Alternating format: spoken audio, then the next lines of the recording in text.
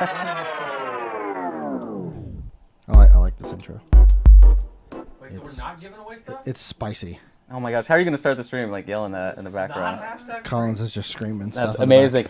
Hey everybody, welcome to Miniature Monday. I'm Josh Davis from Mini Painting Studio. Today we're going to be painting Oswald the Overladen, but before that, I'll also recap our wonderful streaming schedule. So, of course, we kick off the daily stream on Monday, so I hope everybody's having a great day today. Of course, tomorrow is Toolbox Pro Tips with Anne from 11, or just starts at 11. That happens on Tuesday through Thursday. Then, after that, you've got Big Boy Terrain Tuesday with Ed Pugh himself at 3 p.m. CST. I know he is working on a trebuchet that is currently sleeping by my feet like a wonderful puppy. Also, we have Toolbox with Ann again.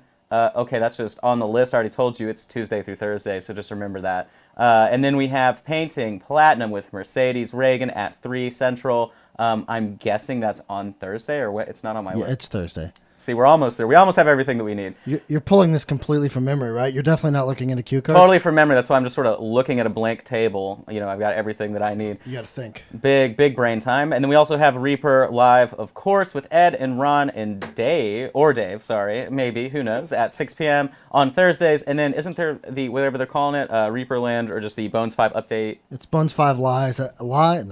Bones 5 Lies. Yeah.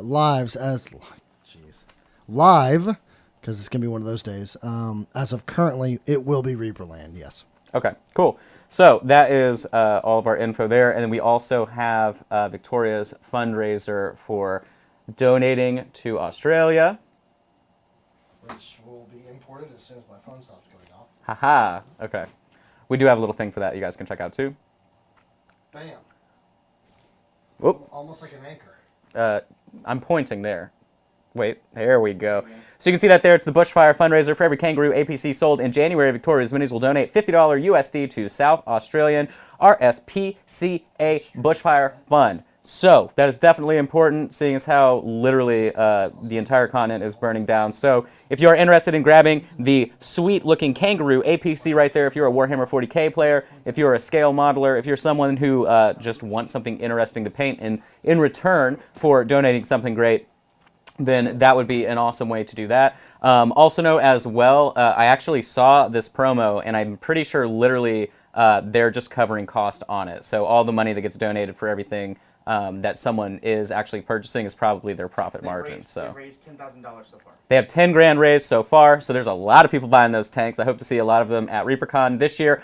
Also, if you did not get in on the rooms for ReaperCon, I know that the block sold out in 30 minutes. I know that the guys from Cav at Talon Games are also trying to get a new block added, and then I know that Reaper was and or has they're working on getting more blocks at the additional backup hotel, which is right across the street, and that will have shuttles running for you and available. So if you're staying there, don't worry. If you're flying in, you don't have a car, whatever the situation is, you will be able to get back and forth from the convention center back to where you're staying. I believe it's a Fairfield Inn.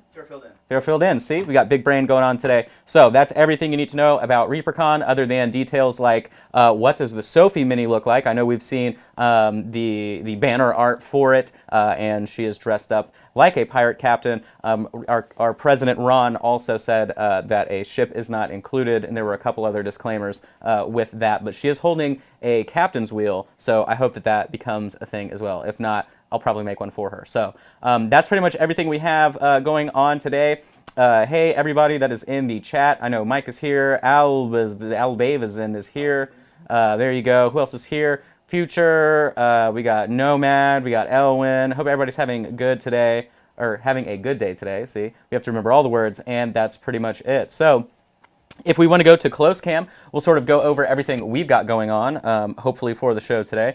So like we sort of promoted last week, today we're going to be working on Oswald the Overladen. Other than really working on some specific cloth highlights on top of his little knapsack hat and his little whatever we would call his man shawl, his little workman shawl there. We just have tons of little crispy details all over his back. So Really what we're going to be working with today is multicolored mixing on the palette. Of course, we have a limited palette of about 14 colors that we're using. Today we're going to be using less than that, most likely on him. And then a little bit of skin work as well on the painted version, which I have right here for you guys to... Oh, wait a minute. John, oh, right here. Okay, I thought John ran off with my painted Oswald. Okay, so...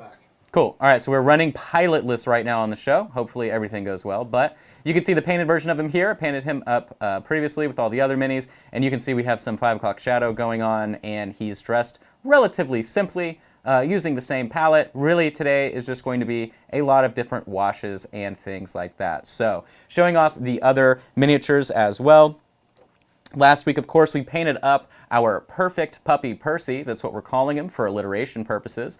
The only real variance that we did was, as requested in chat, to give him glowing red eyes to appear as if he is controlled by magic. So we did that last time. I think it turned out really well. And then, of course, the other 2 miniatures for this month that we'll be working through, we have our hero miniature. So we've got that here. You can see he's wearing the pelt of, did I say Percy was the puppy? Of Percy's cousin, John, of course, and then all the other cool details there. We have some metallic that we'll be shading down with some colored washes, things like that. So, really fun there. And then the big boss monster for this month is the Ice Troll. This is a really nice example of us being able to do some very simple skin highlighting, things like that, and then just doing a nice tabletop ready big old bad guy to, you know, slam at your PCs or whatever you're working at. But anyway, that is what we're working on today. To go over quickly the colors that we're going to be using, this is sort of just what we'll go over every single time. In case you haven't seen the graphics posted online, either by myself, you can always follow me, remember, at Mini Painting Studio on Facebook. You can also check those updates. If you don't use Facebook, you can check the feed laid into my website at minipainting.studio, or you can check anywhere where Reaper is posting as well. I think I posted the sort of image again out earlier today.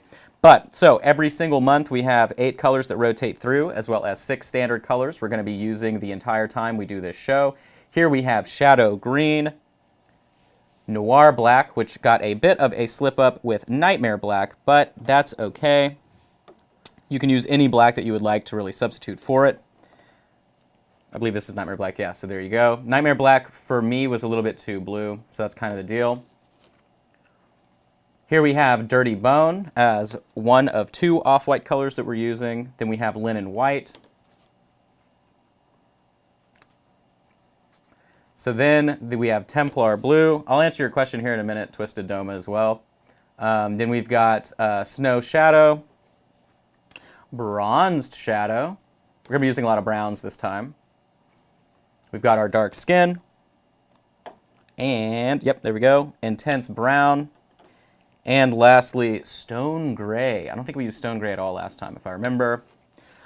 So then we have, for our metallics that we're using all the time, Antique Gold. It's sort of a nice middle of the rolled gold. New Gold, obviously, is very, very yellow. And then everything else sort of goes down to more of a sort of coppery tone or bronzy tone. Then we have Night Sky Indigo, which is replacing some kind of purple, if I remember correctly. I forget which, but, oh, Nightshade Purple, I believe, is the color. But this was my replacement from downstairs. And then we have Honed Steel as well. So those are all the colors that we are going to be using for these miniatures. Now today with Oswald, we'll probably be using close to almost all of them, since he has so many extra little details. And that's all the info you need there. But, so, Twisted asked, Josh, have you mentioned anything about the kit for painting this month's miniatures? There is no kit for this month. It does not exist. As far as I know, it doesn't exist for next month either. I know that that is the plan, though. We do have 2 additional months' worth of content planned out, so if they're able to get that ready and out the door over the next couple months, then that'll be available for you. Really, what you're going to look out for, and I know I've been answering this, since I have the info, I'll put the info out if they get busy here, but at least by the 15th of the next month. So this week, you should be getting the information for next month's miniatures as well. I know that I'll have those minis painted up this weekend, so probably next Monday is when you'll know, with hopefully painted images, right, of the miniatures we're going to be painting on and the paints that will be associated with that. So you can just go and purchase them, you know, 2 weeks ahead of time to actually get it. So. And actually, good this gets mentioned. I talked to Ron about it on Friday. I think sometime, don't really quote me on this, within the next 3 days, I'm going to have kits put together that people can just buy that's a single SKU that's got all of this stuff in it. Okay, so there you go. So that was the idea that we wanted. Essentially, yeah. Yeah. That's still kind of, there might be some road bumps there, so I don't really want to hard commit to the next 3 days, but if it goes smooth, it'll be available within the next 3 days. Okay, cool. So there you go. That way you'll know.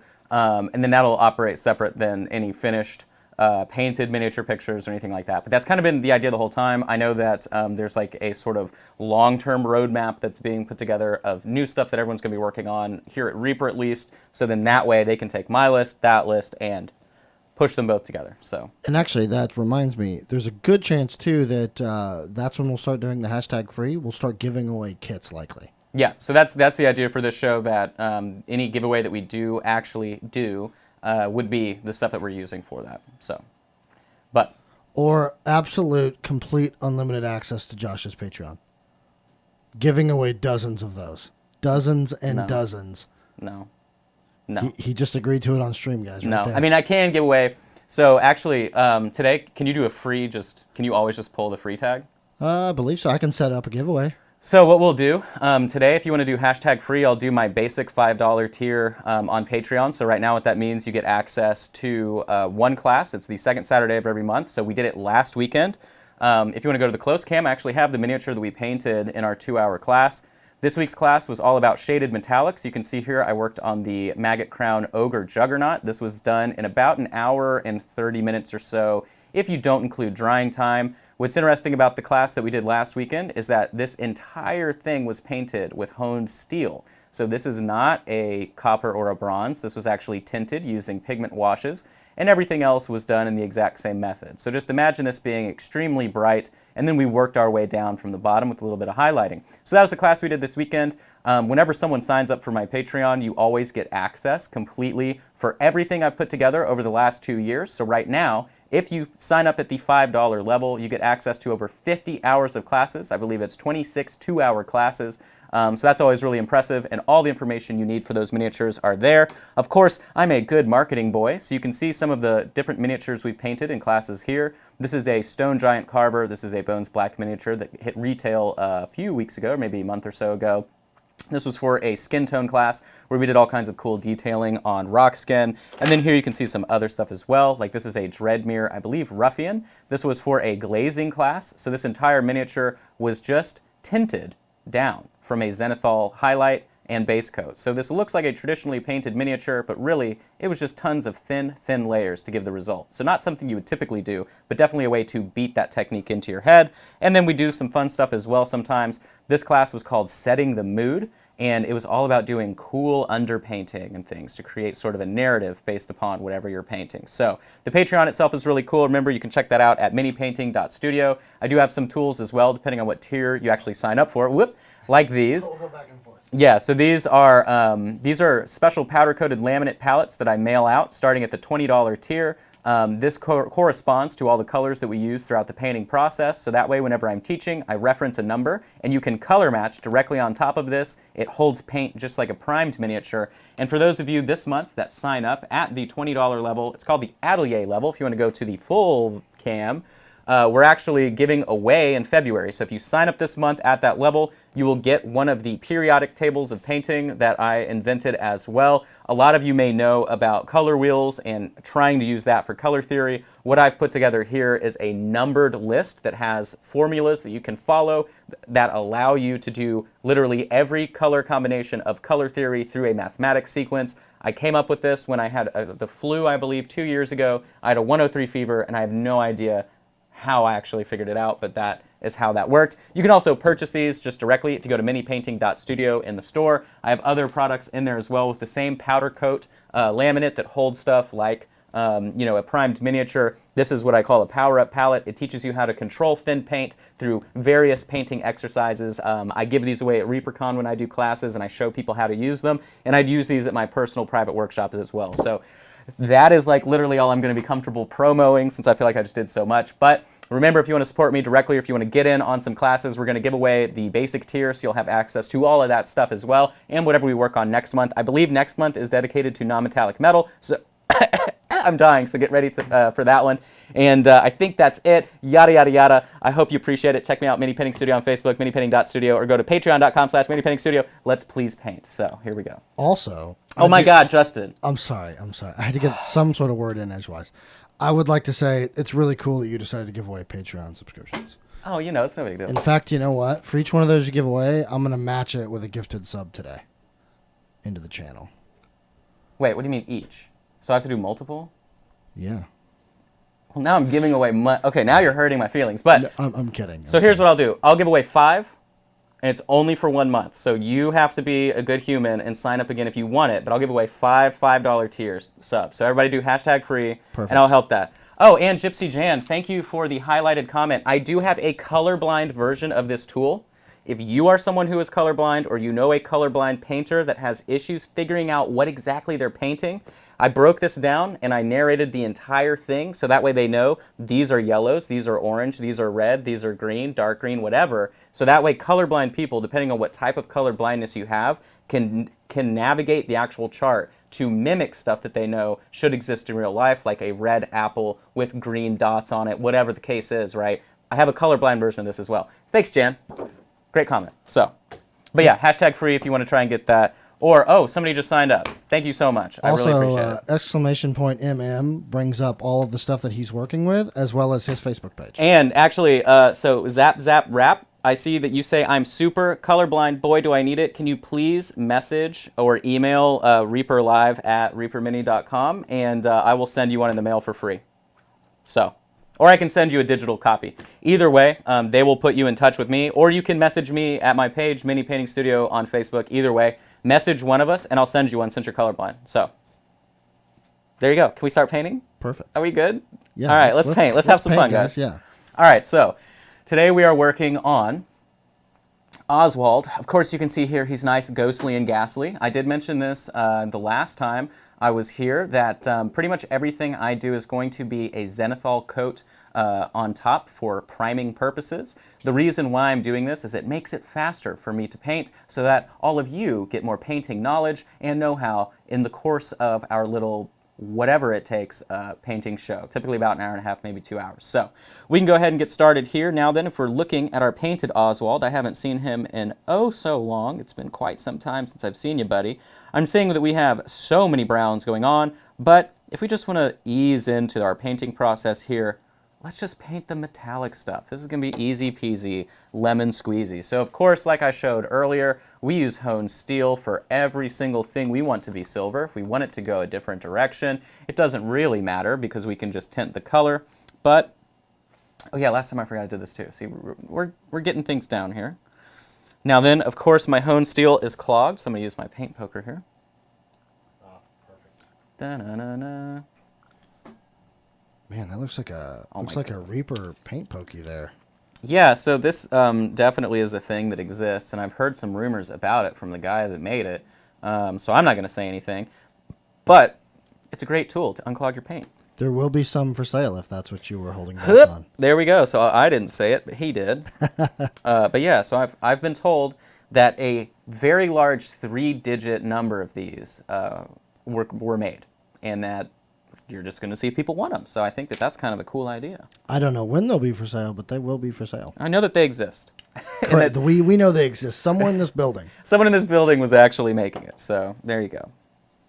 But, all right. So as before, you already know the deal. I get my palette wet, bada bing, bada boom, just so it has a nice little surface to bounce on top of. Then I'm going to get some of our metallic color here. I'm using a brush that's way too big, but you know what? It'll be okay.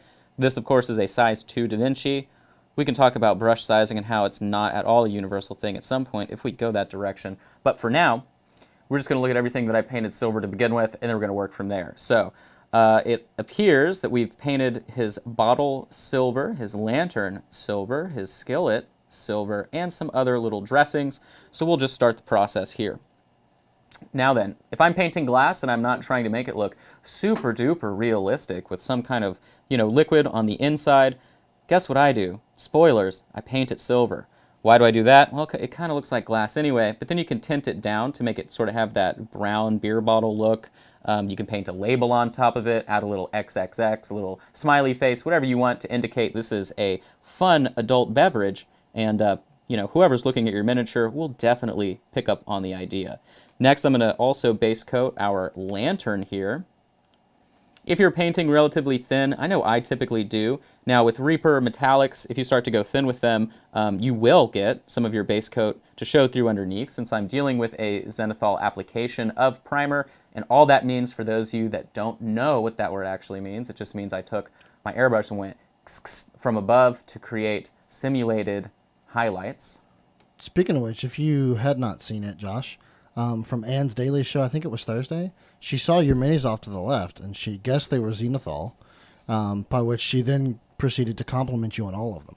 Wow, thank you, Anne. Yeah, that's She thought they were really awesome. She liked them. So if you are trying to paint effectively and quickly, you know, Anne is sort of like Michelangelo. You know, she does the Sistine Chapel when she paints. When I paint, I just scream, run top speed, and throw paint at objects. So, you know, your results may vary, but I definitely always go for the fastest method possible unless I'm trying to experiment with something new myself. So I will say your results are pretty damn good. Well, thank you. Gosh, I'm blushing on camera.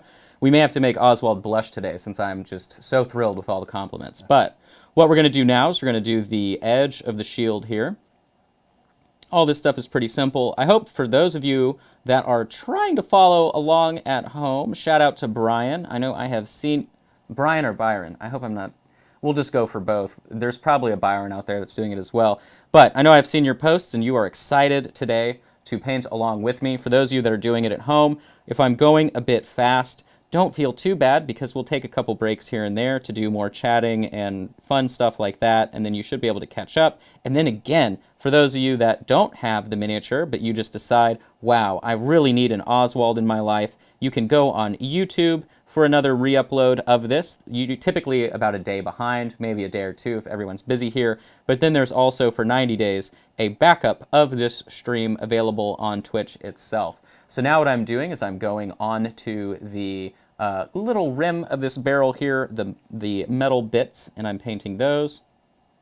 This is all elementary stuff. If you see metal, you paint it metal. Now I don't recall if I painted anything gold on him. Let me actually look. No, I didn't. So not only is Oswald overladen, he's also extremely poor. But hey, you know, look at his shoes. He's got some nasty boots on. But now we're going to go on to our weapons. The bottom of the weapon handles, it appears sculpted on here, some little metal doodads. And then we're going to go ahead and do his axe. Also, feel free to ask me any questions in the chat. I know Justin, our stream producer Overlord, is monitoring that feverishly. So if there's anything pertinent, he can definitely communicate that to me while I'm working. Absolutely. So we're doing the tops of these things right here. Oh, and I maybe if I missed this earlier, exclamation point MM brings up the chat or the command for this show, which has his Facebook page as well as other paints listed and minis and such. Thank you so much. Because I know that does often get asked, like, oh, what mini is this? Or what paint is that? Or, you know, you name it. All right, so now I'm doing, what's the word for this? His quiver? No. Is that the right word? What do you put arrows in? A quiver? That's a quiver, yeah. Okay, cool. All right. So we're doing the top and bottom part of this. Although that's kind of beefy for a quiver. It's a beefy quiver, but obviously he's so overladen, it would need to be beefy. Otherwise, we have to change his name to Oswald the Lazy. So now that I've completely ruined my paint water by adding metallic flecks to it, we can begin painting the rest of this miniature. So the biggest trick for what we're doing today, spoilers, we're base coating everything and then washing it down. I saw somebody ask what mini holder is that. This is the Citadel one. Of course, I'm a good branding boy and sanded the logo off just to make things more difficult for you. But honestly, this is a really cool tool. We'll just, 2 seconds here. I'm not too concerned with our paint time today. I know that this guy's relatively easy. So what I like about it, you can see there are metal rods and springs, and you bada bada bing, you squeeze the miniature in there and it vice grips it in place. I also have some gross little poster putty in there that helps it stick a little bit better as well. Yum. And then for those of you that don't like this handle and you have something else or you want to mount it on something crazy, this is the same as your default 1/4 inch screw used for almost all camera accessories, tripods, and everything like that. So if you want to get ingenious and invent your own holding tool, just unscrew this bad boy and attach it to something else. Also, someone asked what brand you prime with. Oh, I use Badger. Shout out to Steinelrez.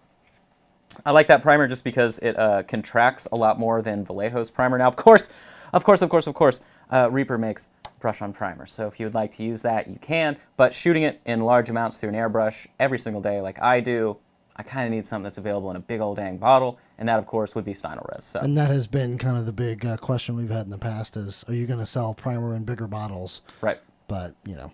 It just depends. I mean, they probably have to invent a new, I forget her name, Dorothy or whatever the paint. Oh, Audrey. Audrey, yeah. So Audrey, too, would have to come with like a fire extinguisher mod so that they could fill giant bottles. So I would love to sell a fire extinguisher full of primer. In fact, it I'd buy needs to one. be expelled that way. Yeah, Creek sells a fire extinguisher of their illegal ink that they make, so it's pretty cool. Oh, wow. It does not come off, so it's illegal in Manhattan. Not that I would know that for any particular reason. Oh, so, yeah. hey, shout out to West Park Mod. JV is here. JV is such a nice guy. He sends me coffee in the mail. What a true friend. So, all of our metals done. Like I said, super easy today. What we're doing is base coating everything and then washing everything down with the pigment wash. Of course, that means we're just going to make a wash on our palette. So if I'm looking at colors, obviously we have so much brown here. Goodness gracious. So why don't we just take the easy route first and do some blue. Then we'll do everything else. So his skin, the little thing he's wearing, his tabard, someone sort of said. I don't know if it's a tabard because it doesn't go down his belly parts, and then the rest of the green. So you know what? Let's go ahead and bust out our shadow green since we're talking about it. We'll go ahead and do his clothing. Hey Peter, how's it going, man? I hope you're having a good day today. Trashorama, it is an official size. You are right, a big old dang bottle. That's the most king of the hill sentence I could have said today other than you taste the meat and not the heat. So, I'm going to get a little bit of this out on the palette.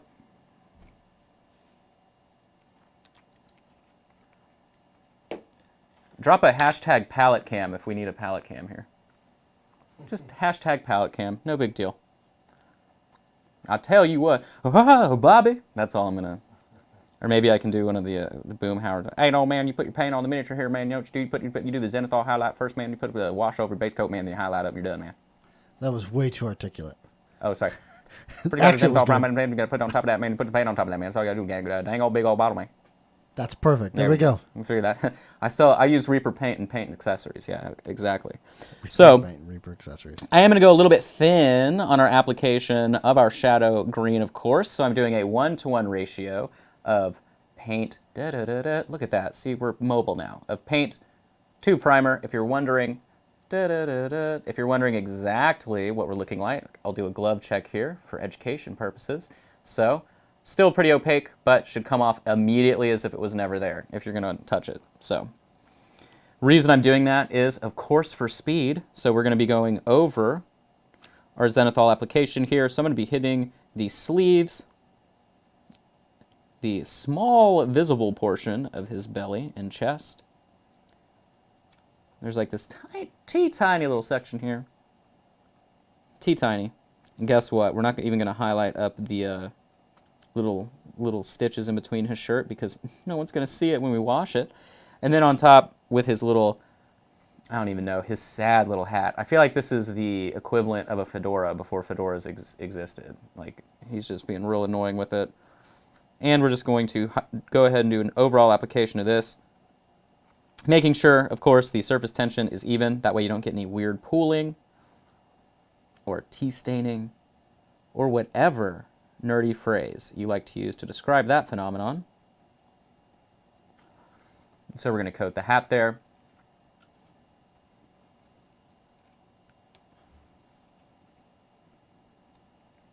And then we're going to go and do this side of the arm, just like that. Really difficult stuff, I know. Remain calm. It'll be okay. So we've painted our green, so why don't we do the blue quiver.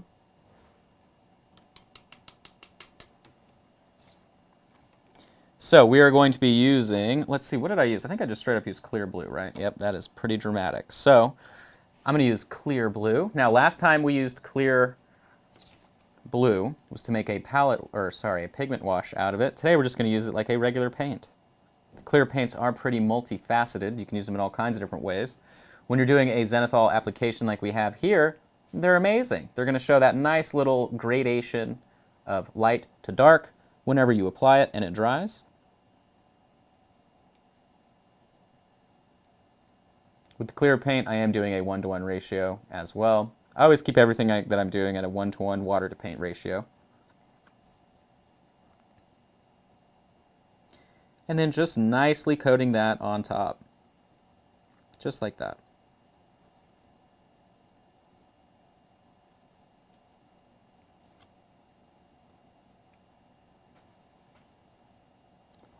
There you go. And we'll let that dry as well. But you can see already it's more brilliant on top. I believe I did go back through and highlight it. Yes, I most definitely did. We can actually pre-highlight it. So what I'm going to do, I'm not going to use dirty bone because dirty bone is a bit too tan, and I think that won't act nice with our clear blue. So I'm going to take linen white instead to mix it a little bit. Just to highlight it up, I'm going to be taking a very tiny amount of that color to then create something that looks a little bit like this.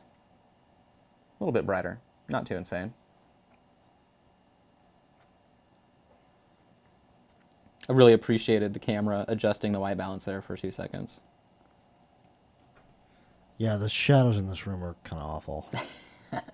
They really are. Fluorescent lighting is crap. Hey, we're killing it, man. New studio on the way, guys. We're killing it. New studio alert.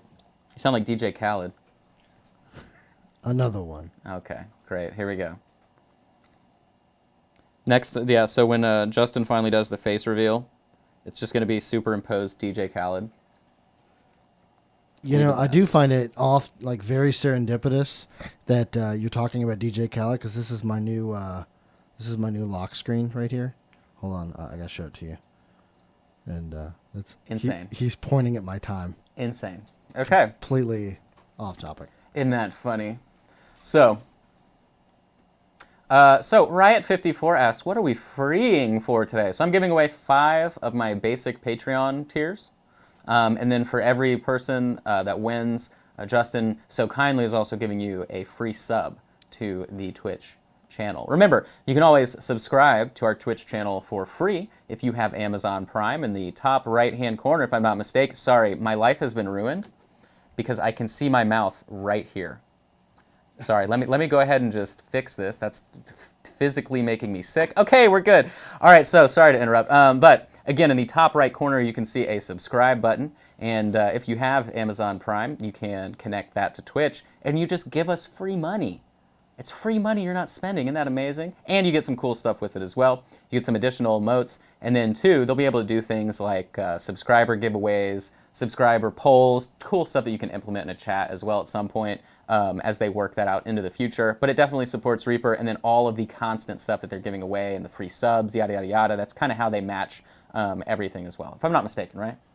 Yes, minus the giveaways. We can't do sub-only giveaways. Oh, okay, well, there you go. Those are illegal, unfortunately. Oh, really? As I found out. Oh, I know that there are sub streams, right? Like, there are. Yeah, because as long as you can't place an actual monetary value on it with product, we can. If we were giving away art, we could give away art that way.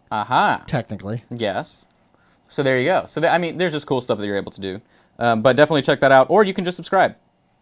You can go through the process, signing it up there. It also just really helps support the department because the department's trying to grow. So, yes. All that at the end of the day. If we are supposed to have a private jet, we definitely need your help. Yeah, how else am I going to get from here to Josh's house? A G5, obviously. Well, it's funny you think it's a G. It's the Tesla copter. Oh. The public doesn't even know about that one yet. So, yeah. Is G5 not in vogue anymore? No. It's too expensive. Is that 2009? It's 2000. I'm not going to make the joke, but it's definitely close to that number. Okay. So what I was doing there was I was tapering down our highlight. Let me go ahead and just show you exactly how I was doing that. Whoa, Jacob with a gift bomb. Thank you, Jacob. Hey, Jacob was a part of our shaded metallics class this weekend. Jacob, have you finished painting your Maggot crown, Ogre Juggernaut?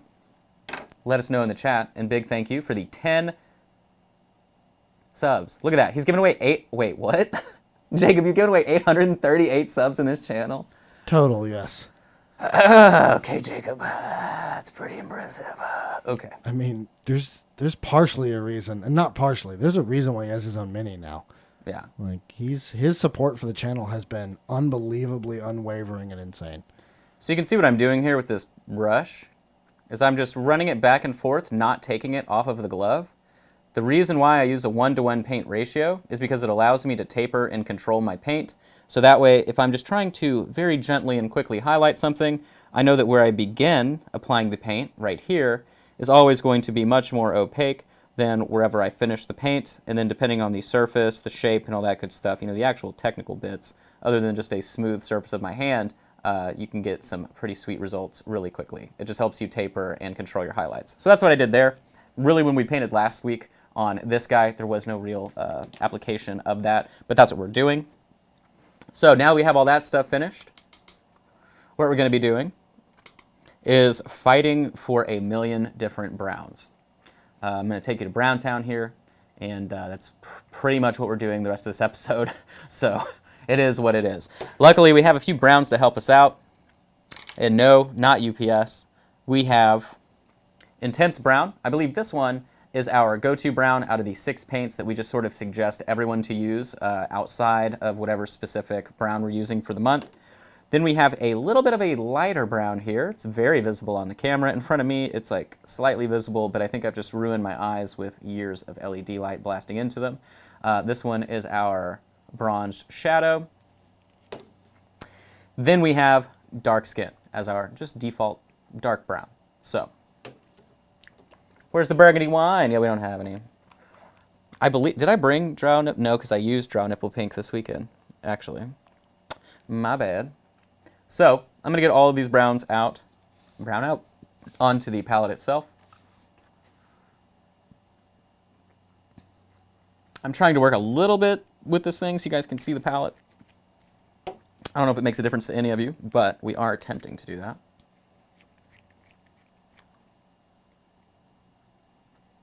Leather brown's cool, monster. Oh, I need the pokey tool for this. And yes, I did wipe the silver paint off of it, so that way we don't have a unfortunate mistake. Now, John, I know you are probably watching and you acid dip this so that no one has to do anything to it, but I wanted it to shine a little bit more on the highlighted bits, so I did take a 600 grit sanding stick, and then I just hit the top surface details so that it like really shines on camera. Only so that people buy them. That's the whole idea. And then he also gave me one that was not acid dipped at all. Oh, didn't do the job yet. And I actually painted that one completely rose gold with the rose gold paint, and it turned out really sweet. So there we go. I didn't do it enough. Whoop, and there we go. We got a ton of that brown on the palette. And then our Bronze Shadow. Let's see. Literally all my paints are clogged.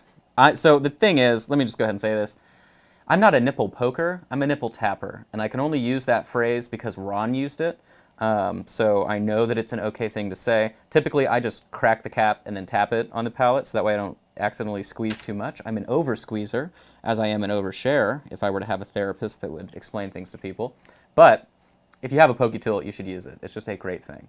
So, but now what we're going to do is we're going to analyze and break down and break apart and not use the same brown next to it for everything. So, but what by that terrible, terrible sentence I mean, if I'm painting this large sack brown and he has a satchel underneath, I probably don't want to use the exact same brown, right? You want to shift it up because then you've got a brown barrel right next to some brown rope. You get the idea. We're going to be shifting this around to make sure things just look different. Then we also have a little bedroll here and a bedroll there. I believe I did these sort of gray, highlighted them up. They also have some brown. And then we have a holster for the bow. That's the first bow holster I've seen. We could also call it a bow quiver, I'm assuming. Is it a multi-purpose? Well, you know what? Why not? For the sake of argument, let's do it. Okay, so, it's an object to hold a bow. Then we have this beautiful chicken. I'm assuming it's so cold that it's either raw or cooked, and it's completely food safe. And then he has another very large backpack hanging from his belly. Oh, and we missed the blue that's on this anyway. It's fine. It's fine. Everything's fine. We'll get him painted. So that's the idea. I'm also going to actually get out our dirty bone. I know all of you were so upset that we didn't use the dirty bone to highlight up the blue, so we're going to go ahead and get some of that out on the palette. And then we are going to get the linen white out as well as we begin to break out all of the other details on this mini. Hey, Trash. We were gonna make sack jokes. We like to keep it above the belt. Can I go? Can I leave? Yeah, if you want to. I don't. All right, guys. Well, it's been fun. I'm gonna go ahead and head out. No, I'm just kidding. All right. So here we go. Now I am going to really pull the palette in on this process just so you guys can see and get an idea of what's happening. So I'm just getting some water out on the palette. I do use a wet palette. I use a natural sponge sheet. You can buy them where most things are purchased online. Underneath, if you want me to show the bits. Ooh, and I have a lot of water in this bad boy. Some people don't put enough water. Make sure you put enough water. It's got to be a lot of water. But so we're going to lay this back down like a good palette. There we go. There we go. And no, those definitely didn't just go all over the palette when I did that. But that'll probably help us out, actually. So let me just make sure this is pressed in. And then on top, I just use baking paper. So I'm going to take the darkest brown, mix it a little bit with that other brown, mix that up with this brown. Take the brown there, add some of the splintered bone, mix that over here, take some of the linen white, mix that over there, mix in some other brown, and now, if we look at this awesome mess we've made in Brown Town, we have an entire range of different brown tones, which is very similar to a brown noise, which Justin does have a button to play, but we won't do that to you. Bacon paper? Yes, Trash. It is bacon paper. The room smells real good. .tm. Real good. So. All right, we're going to take a little bit of the dark one here. And we're going to do the barrel dark. So I'm going to do all of the barrel bits that aren't metal. We are, of course, taking full advantage of our zenithal undercoat. Now then, I did say this last week as well, if you are someone that does not have multiple rattle can primer colors, if you're someone that doesn't own an airbrush, which you never should feel pressured to buy anything in the hobby, because you can do everything without buying anything really. If you want to achieve a zenithal undercoat, what you can do is just prime your miniature black, and then dry brush all the other bits with some white. That's simple. You don't have to spray it. If you don't have an airbrush, and you have a rattle can, take your miniature, spray it from above with white, you'll get the same effect. So, again, I just do it for speed. It also helps the miniature show up on camera. If this was an unprimed Bones Mini with this exposure, it would probably look like the snow base here. Just like, wah, crazy bright. So, but it just helps things pop for you guys a little bit more. So now we've got that darker color for the barrel.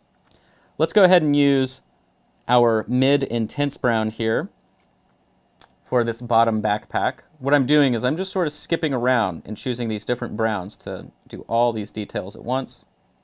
And again, I'm using a 1-to-1 ratio of water to paint, so that way all of the little brightest edges pull that pigment down, and it gives us a little bit of automatic highlighting as well. So now I'm going to take the brightest, our bronzed shadow.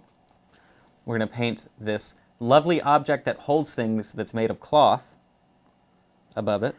You can see I'm selectively using my wording here now. So we've got that covered. Let's see where we can begin to move as well. So there is sort of this indiscriminate object thing like that. Yeah, Coffee, trust me. So what's funny about an airbrush is that so I use an airbrush quite frequently in my day-to-day painting, obviously for priming mostly, and then applying varnish. That's really the two things that I highly suggest it for, depending on where you live. But when you do buy an airbrush and you kind of figure out what you're using it for, you then will invest all the time you just saved back with a brush. So yes, it saves you time, but really you can't just airbrush a miniature. You have to then come back and, you know, finish out the rest with a brush. So we're using the brighter color here for this one. Now this indiscriminate object in the back, I'm going to take some of the green and mix it with, I don't even know, maybe some clear blue here and the darkest brown just to make a really gross gray brown. And we're just going to hide this object. I don't know what it is. Do you know what it is? No. No one knows what this thing is. So we're just going to cover it, and now it exists. See, this is how you figure out a puzzle here.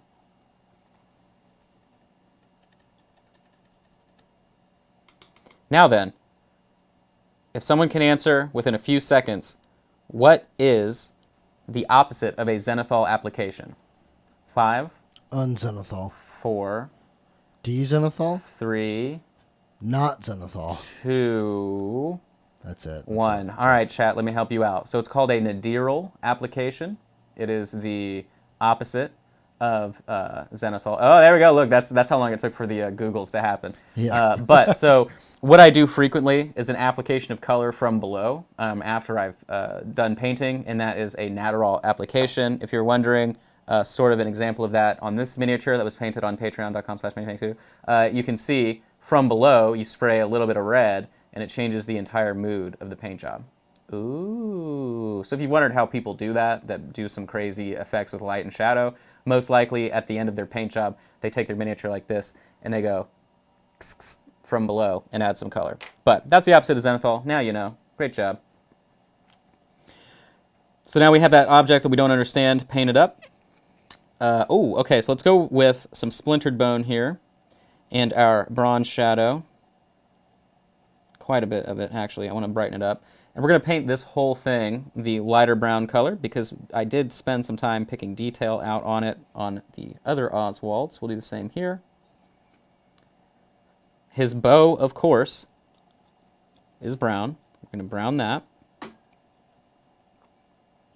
A lot of brown here. So much brown. Brown everywhere. I'll try and keep the toilet jokes out, but this is what we're doing today, okay?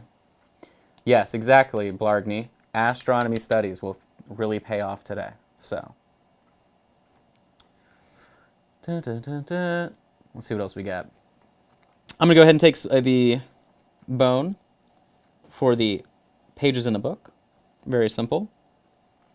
Then I'm going to take that bone color, mix it with our dark skin, just to lighten it up, and then this is the color I'm going to use on the knapsack in the front. Rainbow Sculptor wants to know what you paint something when you hate brown.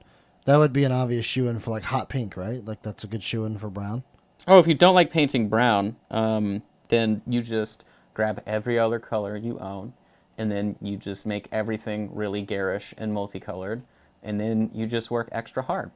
So, you know, if you would like a purple knapsack and a pink bedroll and a red sack and a yellow purse and a, you know, this is about speed painting here, right? You can, you know, you can rainbow paint your sculpts all the way to whatever you would like. A red sack would really catch the eye. Of a doctor, most likely. You would need a professional. But in most instances, you know, you're using some type of either, you know, taupe hue or a darker color. So, but great question. We really appreciate the feedback. Thanks, guys. So now I'm going to take both weapon handles here. I'm just going to paint them all the same color. Reason being, we're washing it down, so who can complain, right? Easy peasy. And like I said too, we're just base coating everything and then washing it down. And then we'll go back through and pick out details as we so please. But for a paint job like this, we're just trying to separate stuff as much as we can. Now then, looking around, we still have some rope here, so I'm going to coat the rope. Oh, okay, we're just not doing well today in our phrasing. But we're going to paint that a lighter brown tone, so that way we can wash it, and it won't just disappear next to the darker brown in the barrel and the sack below it. Then I'm going to take that same color to do the other rope details. So like on this bedroll, there's a rope that goes down. There's a rope there, rope there. I'm not being precise at all because we're going to go back and paint those objects. There is some color, or there's some sculpted bits back behind the book. I'm literally just going to jab the brush in there like a psychopath because that's not going to be visible once the wash is dry. But we may as well add something to it. Now then, for our chicken that's currently hanging over the back of the shield there, I'm going to make a quick little pigment wash, firstly, out of our intense brown. So that means I'm going to use 3 parts water, 1 part paint, sorta, wink wink, That's typically how it works. This is the consistency, though, in case you want to know. See? See how it like bunches back up together? It's got some body to it, right? It's like a nice consistency of skim milk, right? It's funny. That's what everyone suggests you use with an airbrush. But that's sort of the consistency that I use for a pigment wash. So I'm going to take this color. We're going to wash it on top of the chicken, because this is a roasted chicken, boy. It's pre-cooked, just refrigerated in his current environment. Now, I would hate to know what this chicken was like if he was walking around like Dreadmere, right? Like walking through some hot swamps. You know, I know E. coli enjoys warm temperatures, but this just seems extremely, extremely irresponsible. Maybe this is used to, you know, keep goblins at bay. My girlfriend when she's hungry and she's in a bad mood. You know, just one of those things, right? It's just, this is on hand to use as a lure for safety purposes. But I think that works. And then lastly, for our last little brown, mix whatever you want. Painter's choice. I'm adding some clear blue to make a real sort of gray brown there. And we're going to put that over his boots. Now, my girlfriend said she was watching. So if she did, I can't wait to talk about that joke later. But appreciate you. All right, so now what we're left with, currently uncoated. Oh, there. Okay, there she is. You get hangry too. Okay, now we may have to mute her in the chat if she starts getting nasty. I'm not here to take abuse. Okay. I mean, her name is Nasty Spears. Well, you know what's funny is she picks that when she says, "Don't call me Sid Nasty." I mean, it's fine. It's fine. Hey, John, please stop. All right, so now John is definitely going to team up with her, and I understand the mistakes I've made in life in letting them be friends. So, all right, now what we're going to do is we're going to take our Dirty Bone color, and this is the color that we're going to use to base coat his nice little cowl. Cowl? That's the word we wanted this whole time. That's what we're going to use for that. I noticed that you're jumping around a lot. If you just mean object to object, I'm assuming.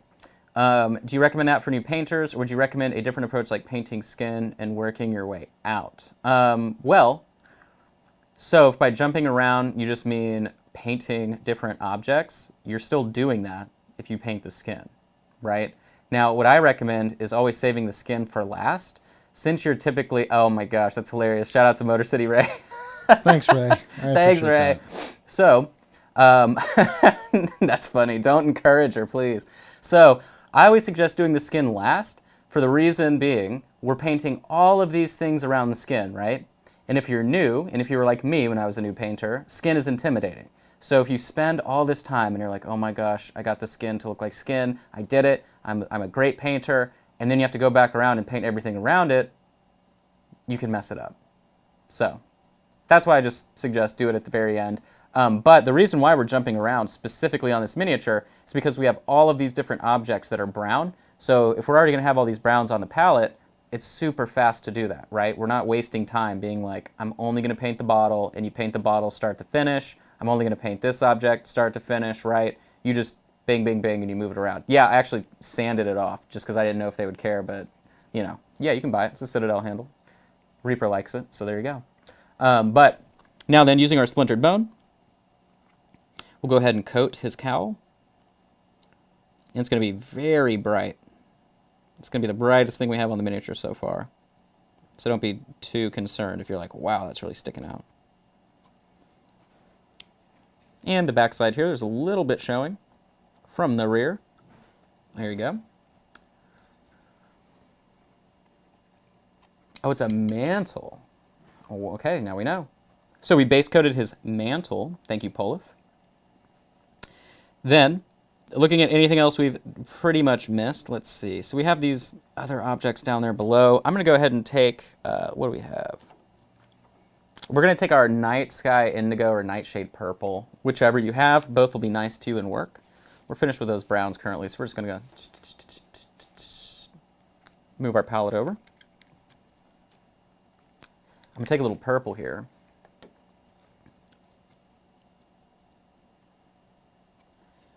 And we'll do this bedroll below.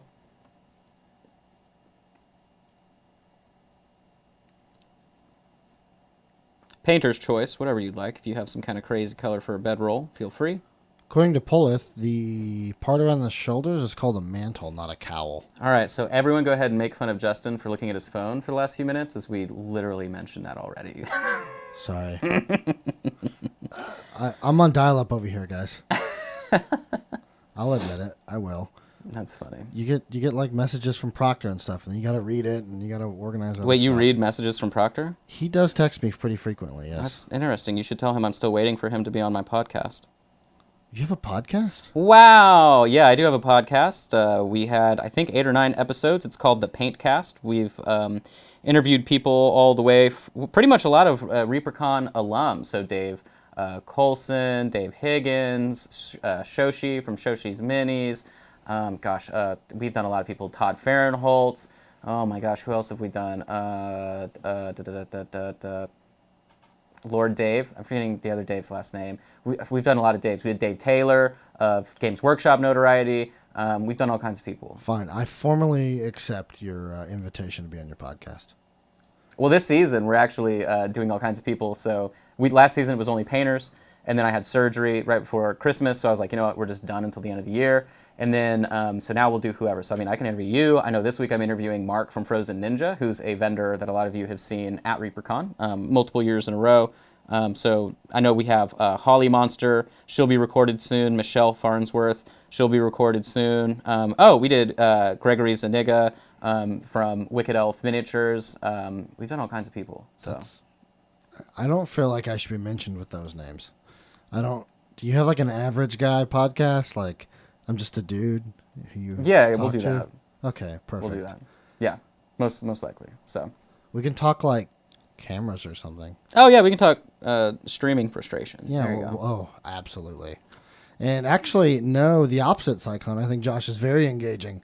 I have to actually maximize my time during the streams when I'm not putting out fires because there's too much stuff to do around here. Bingo, bango. The Reaper way. Yes, bingo. The Reaper way. So now what I'm going to do is I'm going to take just whatever color we got here. Since it was suggested people buy Nightmare Black, we may as well use it. So we're going to get this color out. This color is crazy, right? Because it's, I mean, look, okay? I know naming colors is hard. I can't imagine working for Crayola. I get it. But this color is definitely blue. Oh, John would also like to formally accept your invite to your podcast.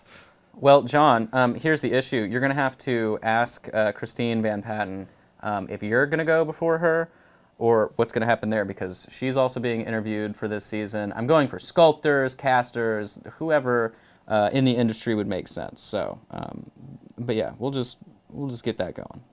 But now I'm going to use that for this other little nappy sack down here. I'm down for that, Trashorama. Then we have the book. I'm just going to mix the book up from Nightmare Black. You can see clearly when you add white to Nightmare Black, look at that gray. But, so now we have a very bright blue. I'm going to use that to paint the book. And we have now painted all these little things. All the objects are now ready for a wash. And then guess what? Some highlights and some skin, and we are finito. Should take about 20 minutes total. So, now that we have that, we're going to mix our wash. Stories from behind the lens with Josh and Justin. I like that. Yeah, I like that too. We could call it. We could also call it Just in Time. Well, that got sultry. Did you like that? Yeah, I like that. I've been practicing. I've been talking to my cat a lot, being like, "It's not time to eat," and things like that. But all right. So now we're going to use Noir Black. Now then, I know that the colors that we suggested, we had Nightmare Black instead, but everybody owns some kind of black. Take whatever kind of black you got, okay? Then what we're going to do is we're going to turn this into a pigment wash by adding a little bit of brown, and then we're done. So if you're somebody that has like an Agrax Earth shade, or a strong tone, or even a brown liner with a little bit of black and some water, you can mix your own little pigment wash here that we're going to use to wash the whole miniature. 2 weeks later, I'm stuck on the barrel. Look, if you need help, just reach out, and I'm sure someone can come help you finish the barrel and get on with the rest of the mini. But what I'm going to do is I'm going to take an intense brown and smear it all over right here. See how smeared my intense brown that I took is right here. Then I'm going to take a full brush full of water, mix it with my intense brown. Now I have a real watery brown that I've spread all over the place. Okay? That's not the first time you've done that, is it? I did have surgery, and that post-operative bowel movement is definitely an experience. So, Oh, wow. That went south, literally. well, now I'm going to take some of our Noir Black and mix it in. And you can see it completely overtook that color, but it is still relatively brown. I'm going to add a little bit more. What I want is a nice middle of the road. There we go. Sort of a grayed out brown color. Add a little bit. There it is. So it should look like a little bit more gray version of our dark skin, which is just a very rich, deep sort of mahogany. Adding more water so that it does the little trick on the palette. You see how if I spread it out, it still bunches together like the creature from Flubber? And no, it is a great movie. Don't trash it.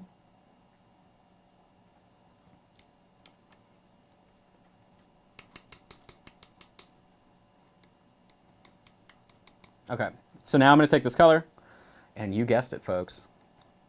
It's going all over everything, except for the cowl. Sorry, mantle. Sorry, we've been corrected. Except for the mantle. You don't want to put it on the mantle.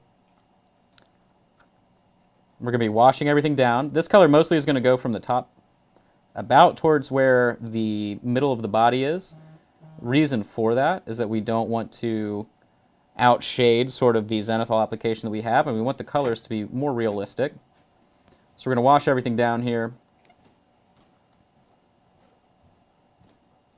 Okay, guys, Justin just left me, so I'm all alone.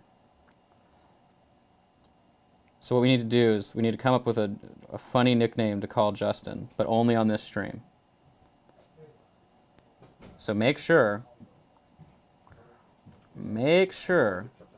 he can figure out some... Oh, he's back. We have to stop talking. Oh, and he's here with Collins, too. We have to stop. We have to stop. We're making decisions over here. This is big boy time. Big boy time? Yes, big boy time. Hey, we're going to make this one's eyes glow red, too? We can. I probably wouldn't. You can see I'm washing over our lighter color. The reason we did that, look, it's going to dry just like that. Wowee. Oh, Boo Bear? I like Boo Bear.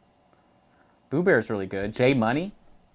Ooh, J Money's pretty good. I don't know. John's mixing a previous ex-girlfriend's nickname for me, pet name for me. No, I'm sorry. It's definitely Musty Justy. Done. I really like Musty. I'm sold on this already. Okay, we got Musty Justy in the house. Okay, I'm into that. Musty Justy. MJ for short. Oh, I forgot my pen, but it's okay.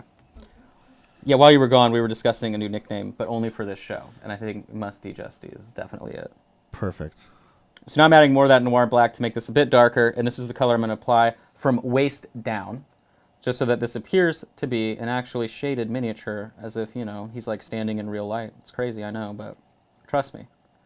I'm with Musty Justy. You know, it makes sense, Max Powers, why you like Collins, because you also like the Steelers, so...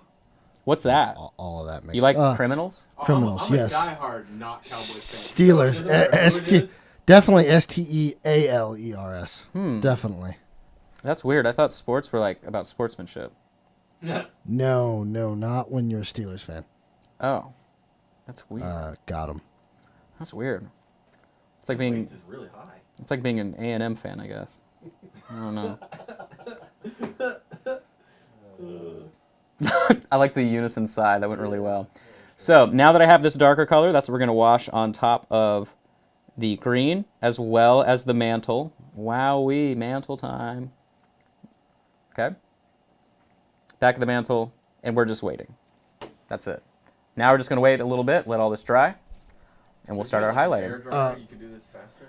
So I use my airbrush. Some people use a heat gun. Some people use a little travel hair dryer. Some people just like feeling lightheaded, so they're like, you know, they do that too.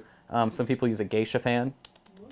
You have an iron. All kinds of options. So. Oh, there's a highlighted message here, Josh. You just painted it, but it says that the that's not a cowl, that's a mantle. It's great. I love it. I love how many times he's going to keep bringing that up. It's really cool. Musty Justy.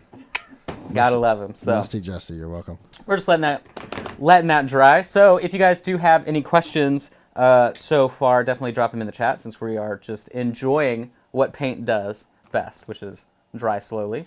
This application too, you shouldn't have applied so much. It's already drying. My bad. Colin's just walking out with a ringing phone.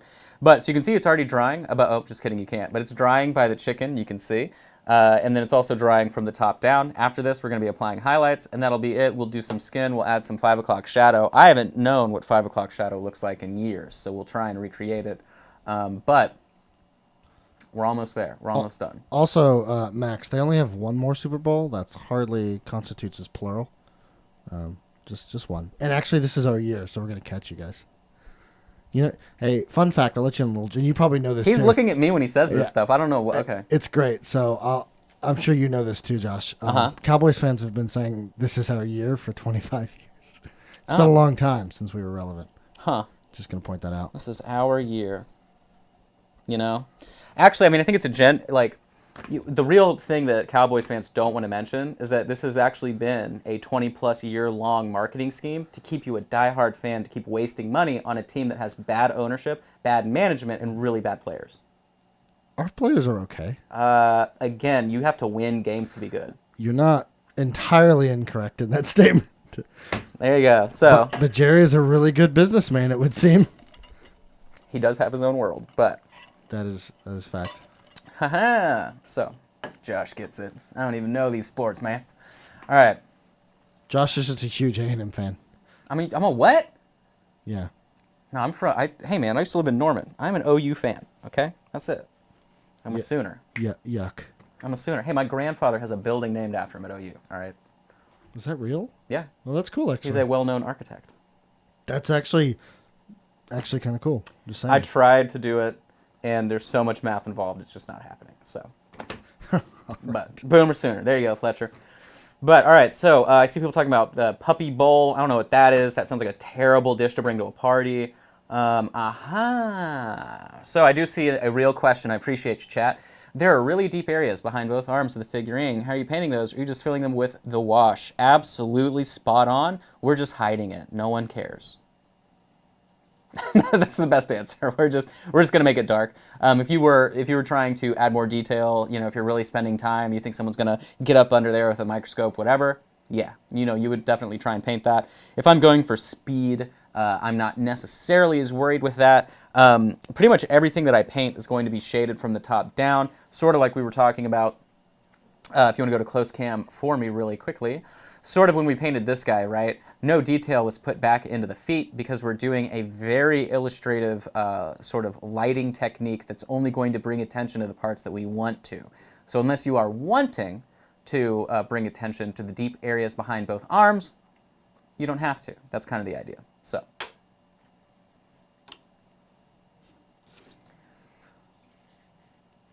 The Texas Stadium is counted as an asset. That's funny. Yeah, we are going for speed, trash. But so you can see here, our washes are drying. You can see a lot more. Yes, so Cyclone, everything got hit with that wash. It was a darker brown wash, and then we went with a really dark brown wash from the waist down just to shade those things further.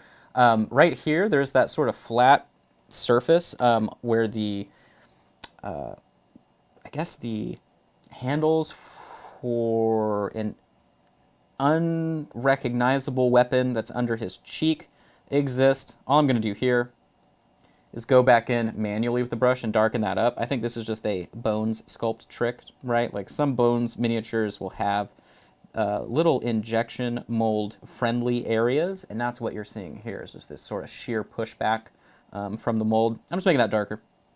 Everything else, though, pretty cool. But as you can see, we are getting along. You can tell right now, so on the right-hand side is Oswald after we go back and highlight everything we washed down. And on the left is just the all-over wash effect that we just did. So, washing an entire miniature gives it a uniform look. It's a thing that I do all the time. Did you get the top of the shield? Of course I did. Of course I did. And yes, the light was hitting it funny. Good eye. I also got the front of the shield. Obviously. You can trust me. I'm a painter. Yes, we did. Voila. So, remember, we'll go over that again, sort of what we're giving away. For those of you that may have shown up late, if you hit hashtag free, I am giving away 5 1 month subs to my Patreon. You can check out that info, and we do 2 classes a month. At the $5 level, we do 1 class a month on the second Saturday. It lasts 2 hours from 1 to 3 p.m. CST, but we'll be giving access to that away. This weekend, we have the Plus tier paint along. It is going to be non-metallic metal on, actually, I have the miniatures. They are too far away for me to grab, but we're doing 2 miniatures the last Saturday of the month, non-metallic metal, the androids, Bones Black from Bones 4. And then after that, I believe February's classes are also going to be about non-metallic metal. So, but if you enter in, okay, hold on. So Miniatures Den is now rating with 105 people. Thank you, Miniatures Den. Thank you, Miniatures Den. I have also watched you before. So, okay, everyone that's here, make sure you enter in hashtag free. Bingo. So all the 105 people that just showed up, make sure you hit hashtag free. You just missed the first part of the explanation. So what we're doing is I'm giving away access to my Patreon to 5 people, and then on top of that, whoever wins is also getting a sub to the Reaper channel. So, but that is the idea there. And we just had our last class last weekend, and it was with the Maggot Crown, Ogre, Juggernaut, and we did a Shaded Metallics class, to give you an idea. All the classes are 2 hours long or less, and it's a start-to-finish miniature. So, but now that everything is drying here, we can begin to highlight our way back up. We can go ahead and start with our chicken friend here. And I'm going to take a nice chicken-toned color. Let me go ahead and rotate our palette so that way you can get a hold of that. That's a nice chicken tone, right? I mean, I think. I don't know. What's a ringtone that a chicken would have, Justin? Sorry. What's a ringtone a chicken would have, Musty Justy? Oh, yeah, great. Now I feel like I can answer because I've been appropriately titled. I'm definitely not buying time by just speaking right now. Mm-hmm. I don't know. It's a chicken dance, dude. Come on. Like, sometimes... That's cliche. But it's a chicken. No, We don't have a no. human dance song. No, they're more like, I don't know, like John Bellion fans or something. Who is John Bellion? Exactly. They're hipster chickens, man. Turn down your music. Oh, okay. Yeah, there was almost a road rage incident on my way here today with someone screaming out their window for me to turn my music off. That is true. You were being screamed at. I blew him a kiss. It's okay. I hope I brightened his day. But you can see here I'm highlighting my chicken by focusing in on the top points here. I actually think I highlighted it too much, if we're being honest. You can see the chicken on the right's roasted a little bit more, but you know what? We're not judging them. They're identical twins, sort of.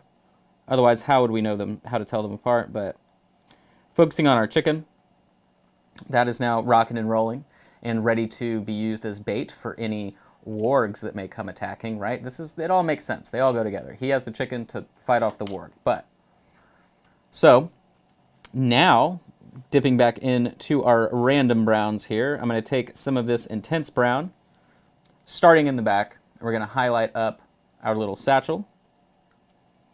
I typically like to outline things after they've been washed, so I'm going to outline this.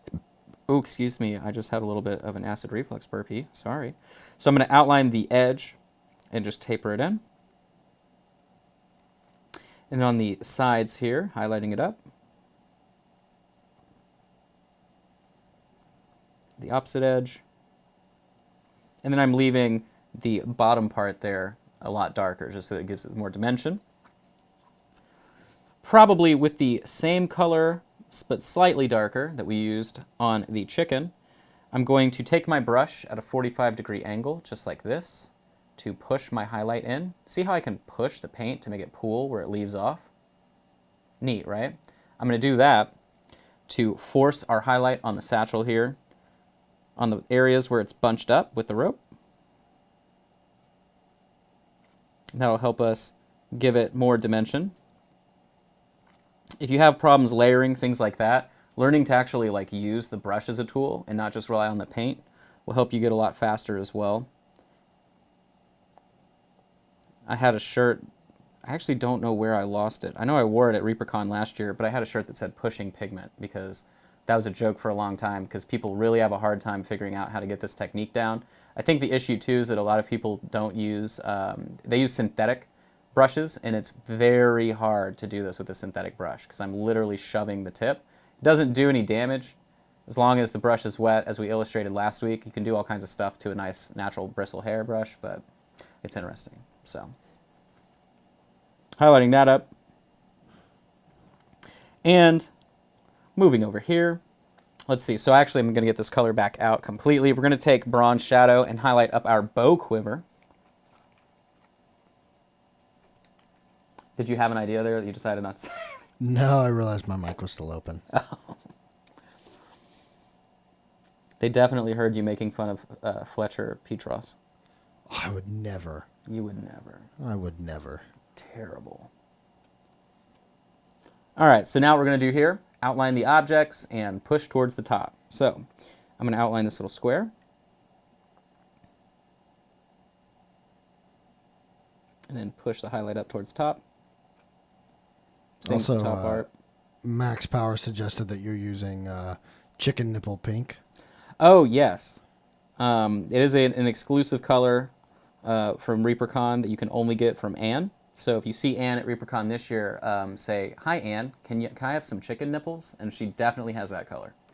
So actually, you can get chicken nipples at Chicken Express. I know you frequent that establishment. Only on Mondays, which is why it seems as if I frequent it. I only eat there on Mondays. Okay. As far as I know, Musty Justy only eats Chicken Express. Yeah, jeez. That would be... I don't know if you could do that all the time. You would want to wake up in the morning. I'm sure there's someone that does it. There's probably an employee there that does it. That's so, fair. That's fair. Yeah, but they're usually teenagers, and they can... When you're a teenager, you can do that. Yeah. I agree. Chicken Express is awesome, though. I like the serendipity spice. It's funny you say that. I have like a whole reservoir of it on my left over here that I keep just in case.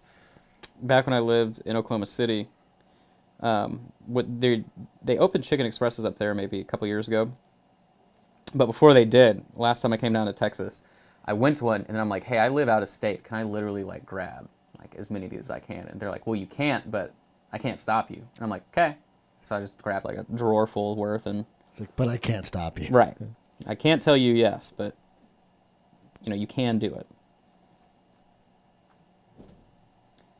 Even though I'm sure I could have asked, like, "Hey, can I just buy the whole container and you ring it in some odd way?" Like just some custom charge. Mm-hmm. Well, we did that, so I waited tables at a Red Robin for a while they had this interesting burger that it was like seasoned with sriracha is what they told you. But what it was actually a powdered sriracha, completely like dried in a huge shaker. And so I remembered asking the kitchen manager, like, "Hey, can I get a whole bottle of that?" And it was $4 for like a huge 30-ounce, like. Oh, wow. Yeah, so I probably had that for maybe 4 or 5 years, and everything I cooked no longer just needed a ton of sriracha. It was just powdered sriracha, so it was really cool. Was it like concentrated? No, so what was interesting is it actually picked up the sweet aspect of sriracha a lot more. No, I can get behind that. I think something about like distilling down the chili made it a lot sweeter. So, but all right, so we've highlighted up our nice little bow quiver. So now we need to highlight up our bow. We're just reapplying paint to every single little thing that we washed down. Highlighting the edges just a little bit of the knapsack next to the handles of the weapons. We don't want to highlight it up too much because obviously we have the weapons next to it. You don't want them to clash really in color because the highlight color is probably going to be very similar. So I'm barely highlighting up these objects. Barely. I think Anne was working on one of the fire giants with like the ebony skin, or obsidian, and so sort of the way that she was doing it, like that first highlight level is almost indistinguishable. Same idea with some of these objects that are really in shadow. Like you're really only trying to sort of make them exist if someone actually picks the mini up and looks at it. Otherwise, no one's really going to notice because it's in shadow, and you've created a believable light source by doing so. I'm going to highlight the quivers. Sorry, not quivers, the actual arrows inside the quiver here. What is the shaft of an arrow, I suppose? That's what I'm doing. The shaft. the shaft. Although someone mentioned earlier, I don't know if you caught this or not, that that is right below what is called the mantle. Bantle? The mantle? The Not- bantle? Not the cowl. Are we bantling anyone that says that in chat? Done. I'll ban myself. Okay. Actually, really though, someone did earlier mention that they could have been crossbow bolts. Yes, I believe that was Mr. Peter Adams himself, another Patreon person. Oh, even better. Peter actually came to my in-person workshop we did last summer in Oklahoma City, and I'll do one here. I know I've been saying April for a while, and it probably is still true, and I don't know where I'm going to do it, so I got to figure that out. But we rent out a really nice Airbnb, and then we had 10 people fly in from all over the country for a Friday, Saturday, Sunday painting workshop, and it was really, really chill. So, but yeah, he came in last year to do that. So now we have almost everything highlighted up, really, that I would care to. For the most part, the barrel looks great, washed down. Actually, we'll just highlight up the ropes because they are the same color of the straps, I would say. These are like leather straps up top. So I'll highlight these. So I'm going to highlight this up a little bit more once again. Our application was pretty thin. I have a little doodad hanging on the tip of this brush. I'm going to bite off here in a second. It's driving me crazy. Also, someone asked earlier, I don't know if we covered this too, about if you did any like private tutoring type things, if I that do. came to you. Mm-hmm. You do? Okay. So I don't remember who asked that. Someone did. I do some in person. Currently, I am in North Texas, somewhere in the Denton area, obviously, because I'm here at Reaper HQ. But so I do offer that. It is available in, I believe, I do 4 and 8 hour sessions, but then I also do it online as well. So, you can check out minipainting.studio. You can buy directly, like literally just purchase through the store, a one-on-one lesson. And then there is a part of my Patreon, patreon.com/minipaintingstudio, a tier where every month you're allowed to either pick one project, and I coach you through the entire project. You send me images, I edit those images, send you revisions and ideas. Or if it's a multi-month thing, you can literally just send me whatever you're working on, and I give you private coaching that way. So whenever you do that as well, you get access to the 2 classes for the month. I'm also, honestly, I think I'm 5 patrons away. Somebody said they signed up today, so maybe 4 patrons away from adding a second class a month starting at the $5 tier. So you're paying me $1.25 an hour for the classes that I'm giving you. Perfect. I'm rich. I'm so rich. Moneybags McGee. You can tell by the shirt I'm wearing because I keep it 2 buttons unbuttoned. So You can get some Chicken Express with that dosh. that I may on the way out because I didn't eat on the way in. But so that's always available. You get access to the private coaching, all the classes, and the palettes that get sent in the mail. Again, those palettes look like this, and they're coated just like a miniature. So if you want to paint on them, look, they hold paint like crazy, and you can feather your paint. You can do everything the same way that I do. Look at that transition. Wow. But so that is all a part of that. Remember, that's not the focus today. We got to finish up our buddy Oswald. So now we're going to highlight up with our green. I'm mixing a little bit of our splintered bone, and all I'm doing is I'm giving some attention here to the folds to highlight them and make them look nice. Just like that. Brightening it up.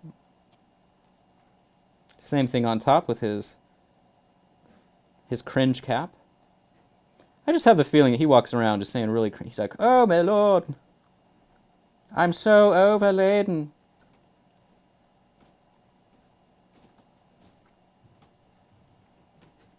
Yeah, your girlfriend said that you keep the shirt unbuttoned just to show off your chest hair. Okay. Thanks, Sydney. Appreciate you. I'm going to go 1 step up with our green. I mean, she's not wrong, but it's fine. So, 1 more step. Now, this highlight layer is definitely a lot brighter than the one before, so you don't want to go overboard here. This is just to really bring out those full details. Plot twist, it's a chest toupee. Oh, so what's the male equivalent of a merkin? Don't Google it. It's fine. Okay, I won't do that. Just kidding. Just kidding. That's pretty good. Chest toupee. I can't take credit. It was trash Rama. That's that, yeah. Chest toupee is definitely, I feel like, something you could sell, though. It would have to be in the demographic like myself, who's like about to just shave his head constantly because my hair's thinning. But you're like, hey, don't lose it all on top. add it right here. And you just have a little chest toupee. Like, what do they call them? A negligee? The thing that you put in between a shirt for a lady? I know what it is. Is that the word? I don't know if that's the right word, but they used to sell these little things that would like cover cleavage, but it's like a fake shirt. Same idea. You just make that but for chest hair. I see. Okay. I really like the vibe that this show is getting. It's perfect. This is good. When chest hair comes up. Yeah. 2 episodes in, we're like, let's Shark Tank a fake chest hair idea. We'll get backing. Don't worry. We'll figure it out. Bone 6. Add on. Chest hair. I'm surprised there's no chest hair golem. Or a beard golem. All these things are relevant and required in your gaming sessions. So you can see we've highlighted up Oswald's greens the same way. Actually, we did a better job on our Oswald than the me alone at home quickly painting Oswald version. So that's pretty cool. Now we're going to be focusing in on our cowl. Remember, we were using Dirty Bone. It's a fur ascot. Now that is very clever. I like that. It kind of sounds uncomfortable, though.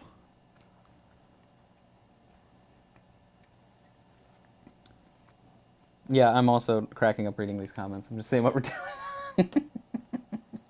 Pretty good, pretty good. All right, so now then on our washed, sorry, not cowl. Oh my God, say the right word. It's not a cowl, it's a mantle. There we go. So now I'm going to be following the ridges here and outlining these different aspects. We are going to mix in our linen white. Are you breaking something? Yeah. So Ed broke this chair and then gave me the broken chair. Okay, I wondered. That sounded... He has, or you have currently the good chair. This chair is I noticed it's like real comfortable leaning back. Yeah, and smooth and everything. I don't have that. Hey, new studio, who this? We'll get you. We need all kinds of nice secret lab chairs and. Everyone's getting a secret lab chair. Yes.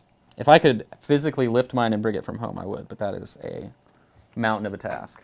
It's actually what I use at home for my computer as well. It's fantastically comfortable. Hell yeah.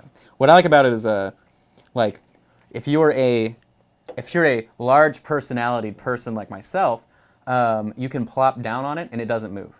It's like the weirdest sensation. You just literally sit and it just goes, nah, I'm not moving. Yeah, it's like I was ready for this. Yeah. All the other chairs are like, whoa. Yeah. That was probably one of the best investments I made. So, because I was in a really bad accident about 10 years ago, and I slipped my L1, 2, 3, 4, 5 vertebrae, and I misplaced my right hip a full inch.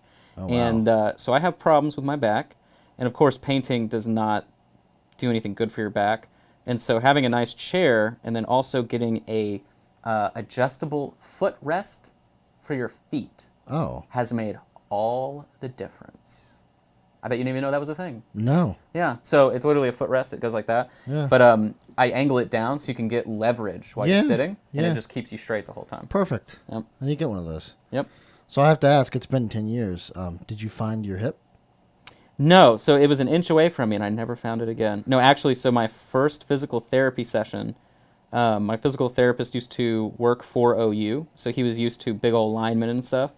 And so he's like, yeah, so here's what's wrong after doing all the assessment stuff. And he goes, I can fix the hip immediately, though. And I'm like, all right, let's see it. So he adjusts me, and I was an inch taller, and I could, like, walk. It was insane. So, but it took 9 months total to fake fix my back. And then the doctor's like, also, when you're 40, you'll need surgery. I'm like, great, I can't wait. Cannot wait. Thanks, guys. Can't wait. But it's been all right. You know, knowing how to not hurt yourself is really the biggest key once you sort of have an injury like that. So, but it was a warehouse job I had in college, so definitely a great experience. And then the day I got off of physical therapy and workers' comp, my manager came in and said, "We're letting you go, but it has nothing to do with the accident." I was like, "Okay, sure, guys. See you later." Had to do everything to do with before the accident. You were never here. Yeah, right. You know, you hid in the corner when you were. Right. You ran illegal gambling dens out of the back. If anyone has ever worked at a warehouse, you absolutely know that a potentially legal gambling den is probably a real thing. So, I love how the chat is just still talking about our chest hair. Oh, see, there we go. Oh, wait, cat wandering underneath your legs. Now, see, Arthur would love to be my adjustable footrest, but for whatever reason, I think it's because the tile floor's been cold, he just wants to sit in my lap all the time. But yeah, he has been rolled over a few times by the secret lab chair. So Ooh. he learned to not lay right behind it. He'll just have a patch of hair missing. Whew, poor guy. So, now that we have made our way to needing to paint our skin, what we're going to do is take Intense Brown.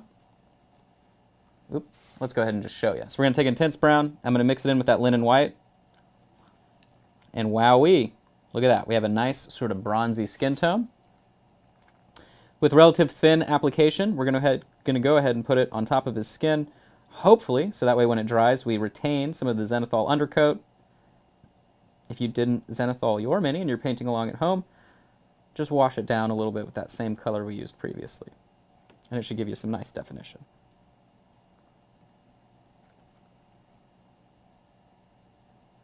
Now then, on my Oswald, I believe I did some 5 o'clock shadows. So we're going to attempt to do the same thing. Yes.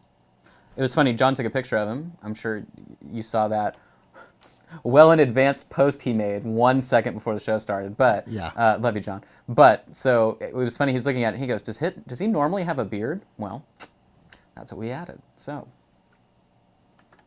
Max Powers, do I always only zenithal? Well, in my private painting life, pretty much, yes. But especially on here, like I was saying, it just helps me paint faster and it makes things more visible for you. So, Zen Bacon, he's not flushed pink because he's just literally about to pass out, so he's probably gone, very, very pale. But, all right, so that has dried. Now what I'm going to do is take our Intense Brown that I've been taking all over the place so far this episode. And I'm going to wash the skin down with it. You can see we're going to get lots of nice definition on his face. It'll be subtle enough that when we re-highlight on top, everything will pop and look more natural.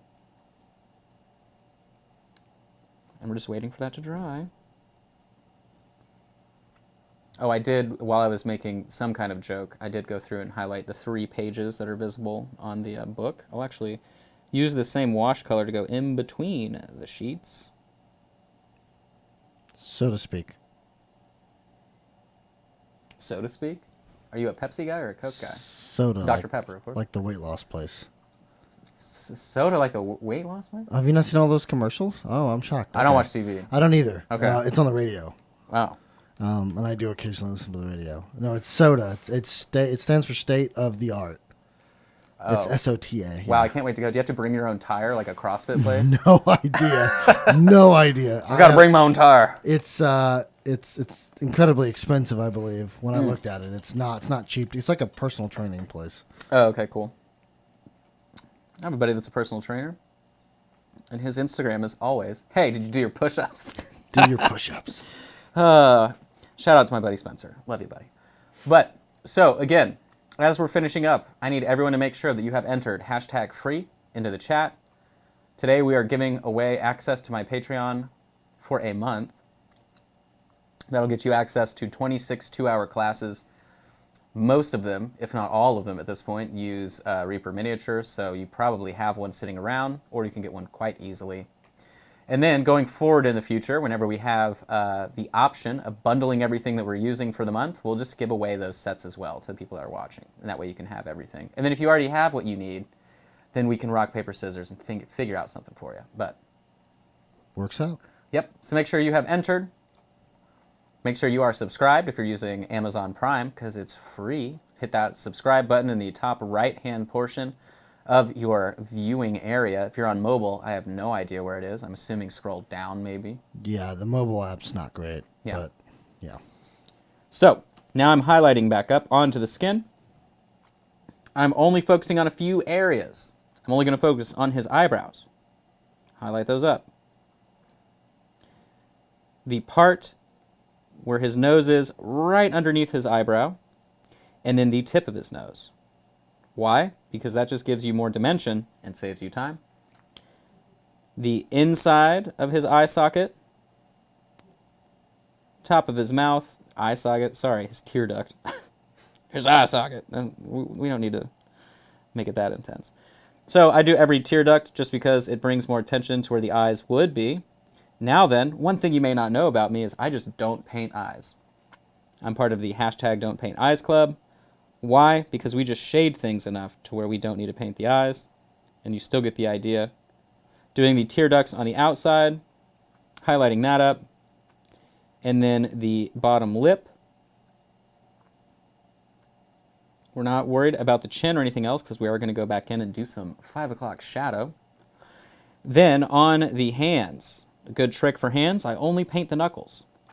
Why? Well, just like the face, you're creating more dimension, and, you know, we are all individually smart people, but our brains are pretty dumb. So when your eye sees that, it goes, hey, look at those knuckles. You don't really have to do too much work. It'll be much more obvious here. Knuckles, and then the tips of the fingers. And wowee, look at that definition. Since there is quite a bit of surface area here on top of the hand as well, I'll go ahead and highlight that up. There we go. And then taking our darker sort of brown wash that we had, I'm going to reactivate it here by adding some water and a little bit more of noir black. Painter's choice, whatever black you end up using. I'm also going to add a little bit of our dirty bone to make just a nice muddy gray.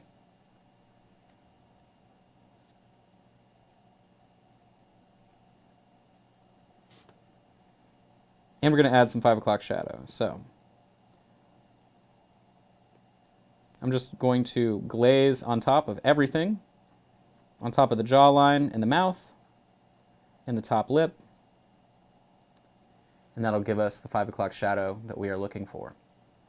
So I think we're there, other than, of course, highlighting our metals, and then we're done. We're finished. Finito. There you go. Not too crazy this week. Last week was a exercise, obviously, in a ton of wash painting over and over and over and over. This week, a little bit different, more traditional painting, right? Of sectioning every little thing out, base coating it, and washing it down. Next week, I think we're doing the big boss monster, right? So next week, we're going to be painting a lot of skin. Really, really, really cool. And then every month, too, right, we do include a metal miniature in the process. So we do have this guy. He is our metal mini. So for those of you that haven't put together metal, if you have any questions and you may be concerned about that, definitely drop it into the chat, and I can try and help you. I just use super glue and Instaset. I think I did pin the shield on the back just because it's a little bit of a different shape. It sort of wants to rock back and forth, so I did pin it, but you don't really have to worry about that if you aren't too concerned. So taking our honed steel, I'll be going over anywhere that should be highlighted up. We did wash all the weapons down, everything on the miniature got the same wash all over. And we're just highlighting it up. Honed steel isn't too crazy. It's very reflective, but it's not very bright. That's why I actually enjoy it. I think it looks a little bit more realistic than painting something bright silver. Unless you want something super bright silver, obviously. Don't let me hold you back.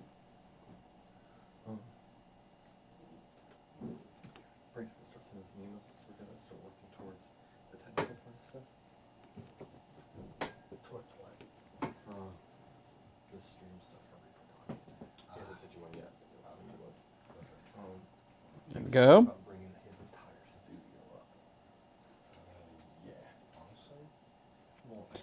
Highlighting the bottle, because it's glass, but silver, whichever. We're just telling a story here. Sorry, there's talking on the other side of the room. I'm trying to keep it together here. All right, so now we're going to do our highlights on the lantern. Bottom part of the skillet. Just like that. Got this. Top part of the quiver here. And that's it. Oswald's relatively done. Painter's choice onto any other details you want to add in.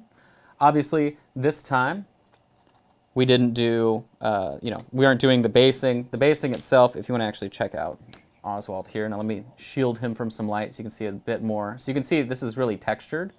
I know some of you have shared the warg in the painting group on Facebook. And one of you used like a very smooth, sort of watery snow texture that ended up making it look like snow drifts. Mine's real clumpy, like wet snow.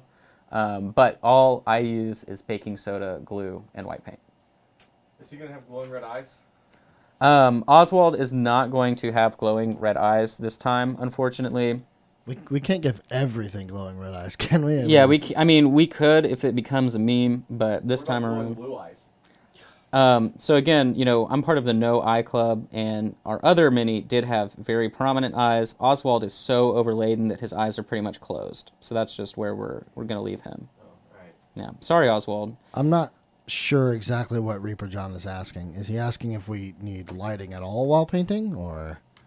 Should you have great lighting whilst painting? I mean, Yeah. yeah, that's. I don't. Not to sound like a Yes. sarcastic ass. I would say yes. Yes. But I mean, I would not advise painting in the dark if that's the Depends on what you're question. gonna do with your mini when you get done. If you're gonna leave it in the closet, Right. Doesn't really matter. Yeah. Great, meaning. Meaning good. If you want a big Well, hand he main- put great in quotations. Yeah, so he's fixing his. He's typing like this right now, or he's doing this on his little computer stand. So what I use whenever I'm painting, I used to use LED bricks that you would attach to the top of a camera. So I used to have 2 of those on scissor mount arms. I'd have one right here, and then I have another big mag lamp with the big magnifying glass that would rest on top. So I always do multi-directional light. So whenever you're painting, right, everything is fully lit as if it's a natural light source from where you're looking at your miniature.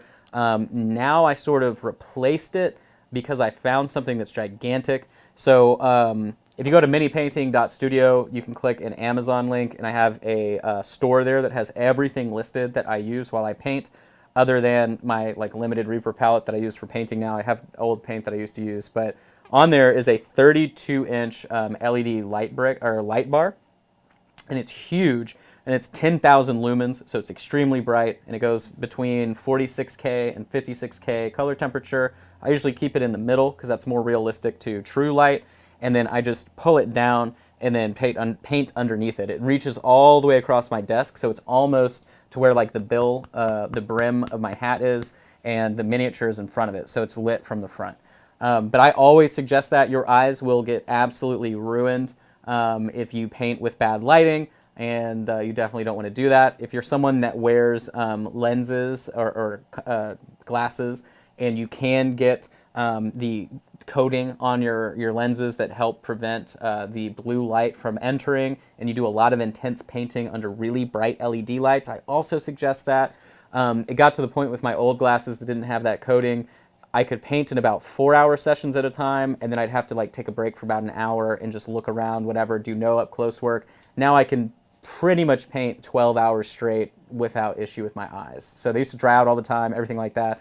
But since my back is really important when I paint, my eyes are really important when I paint, I made sure to spend the money right to protect those 2 things. So, but yes, you should have really nice lighting. If you're painting currently with a single light source, I really recommend try 2 instead of 1. Instead of directly on the top, do left and right. It should make a world of difference for And you. to confirm and restate the thesis statement here, don't paint in the dark. Oh, I thought you were going to say it's called a mantle, not a cowl. It's a mantle. Well, there's the rule of 3. I've already done it 3 times for comedic relief.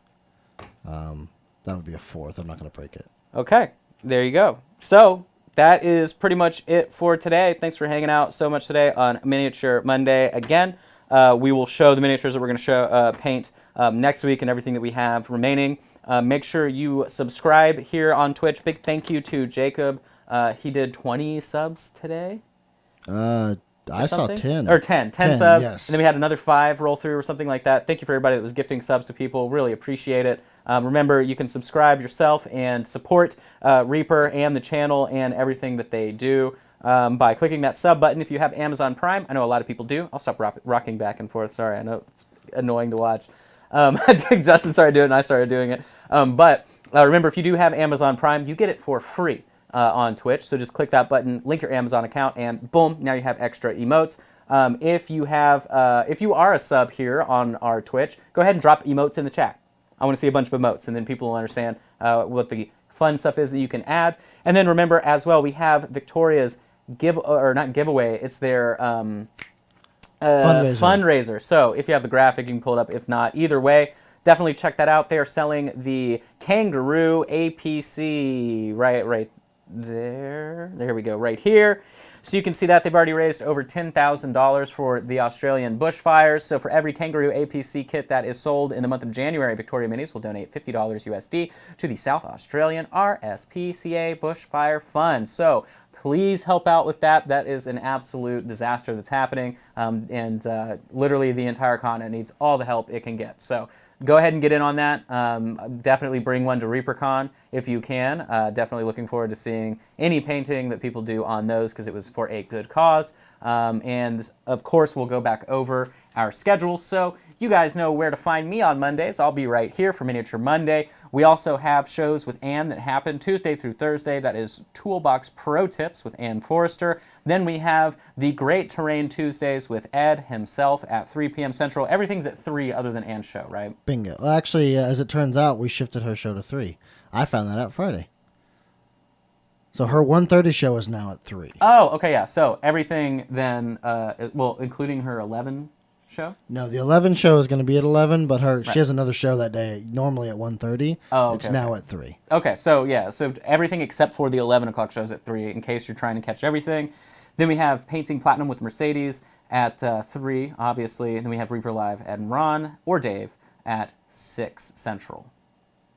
And that's it. Bingo. And then Bones 5 Live. Yeah, Bones 5 Live as well. There's a lot of stuff. There's also a convenient stream schedule at the bottom of the stream. Yeah, so if you're watching on desktop right now, get out of full screen and make me weigh less. So I'll lose some weight, make me smaller, and then scroll down, make me disappear, and then you should see a nice schedule, and then there's some other links to the other socials and things like that, right? Bingo. So follow Reaper Miniatures on Instagram, follow Reaper Miniatures on Twitter, follow them on Facebook, and that's pretty much it. So we have 5 winners to announce. Yes. So right now, this is your last chance. Make sure you hit hashtag free. Again, we are giving away access to my Patreon for a month as well as a sub to the channel.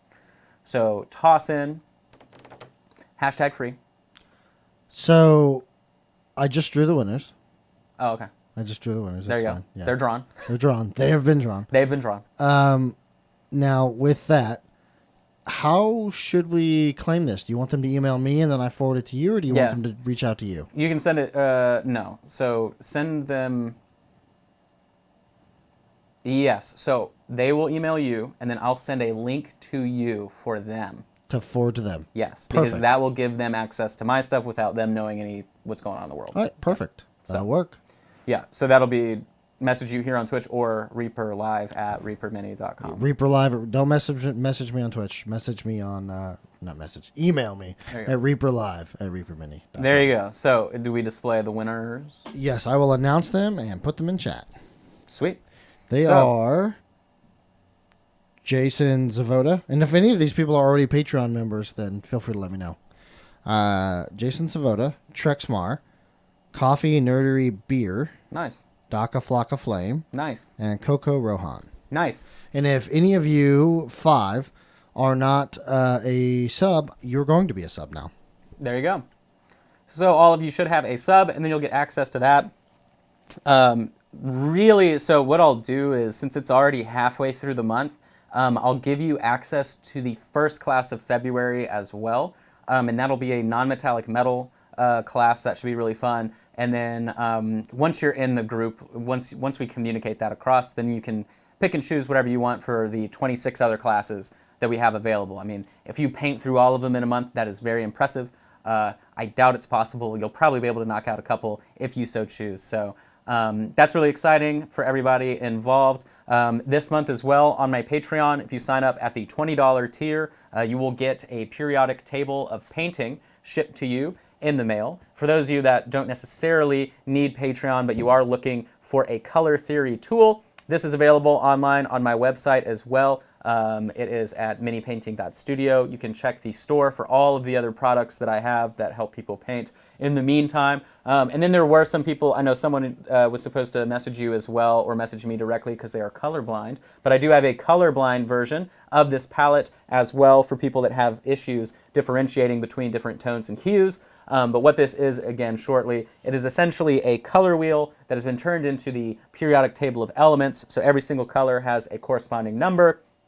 And then down here in the corner, there are different formulas that you can follow. So for a complementary color, right, you take whatever color you're painting. So let's say I'm painting color number 80, and then you add or subtract 8. So boom, I go to 72. The complementary color to that would be some shade of purple or close, either a lighter purple or a darker purple. The reason why we have 2 is because we go from light colors to dark colors, which is something that doesn't exist on colorware. So, but it's a very cool tool. And like I said, everybody that signs up for Patreon at that $20 level gets one shipped to you for free in February. And this, including shipping, is $22. So wham bam, you get multiple things. But definitely appreciate that. If you want to go to the close cam again, we'll wrap up and I will show our miniatures. So next week, we are going to be working on this bad boy right here. This will be really, really fun. Relatively simple base coating, a little bit of wash work, and then just highlighting on the skin. So for those of you that are wanting to hone in your abilities in painting muscle and skin, this guy is great for it. Everything else is pretty easy. You can tell we're just going to be painting, you know, whatever on the fur, really easy wash on the metals, but then focusing a lot of time on that skin. So that would definitely be good for you there. And then after that, we have our hero miniature. I forget his name, but he's really cool. You can see we tied in the paint job on him. He's wearing the fur of this guy. So it's all a nice little happy, you know, snow encounter family. And then again, we should have the information for next month up for you as well. I know I will have the painted miniatures for that next week, so you guys can see those. And then, of course, our Oswald friend here. Bada bing, bada boom. So that is where we're at. Thanks so much for hanging out with us today. If you have anything else, Justy Musty? I actually am starting a raid. Okay. Who are we rating today, do we know? Mocha Minis. Mocha Minis. She's really nice. So She's awesome, yeah. thanks so much, guys. I'll see you next week. I hope you have a great day. I hope everything goes your way and you find 20 bucks in your pocket. See you later. On that fantastic note, we're out. Thanks, guys. See you tomorrow.